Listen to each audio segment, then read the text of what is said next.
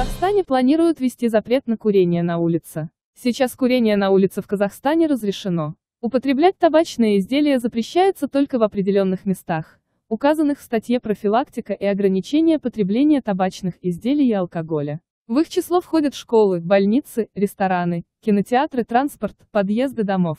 Однако в новой редакции Кодекса о здоровье народа и системе здравоохранения предлагается запретить курение в общественных местах в целом. Потребление табачных изделий запрещается в общественных местах, говорится в новой предлагаемой редакции Кодекса. Формулировка законопроекта удивила юриста Сергея Уткина. Улица – это общественное место. И если сделать такую формулировку, которая предлагается в проекте нового кодекса, то тогда все остальные пункты можно убирать. Потому что все перечисленные есть общественные места.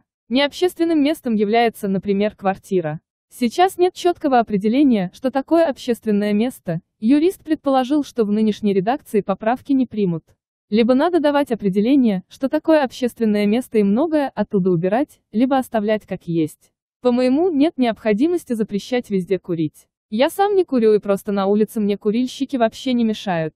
Другое дело, если это в закрытом помещении, в автобусе, подъезде, туалете. Запрещать курить либо надо давать определение, что такое общественное место и многое оттуда убирать, либо оставлять как есть, нет необходимости запрещать везде курить. Я сам не курю и просто на улице мне курильщики вообще не мешают. Другое дело, если это в закрытом помещении, в автобусе, подъезде, туалете. Запрещать курить на улице, мне кажется, не нужно.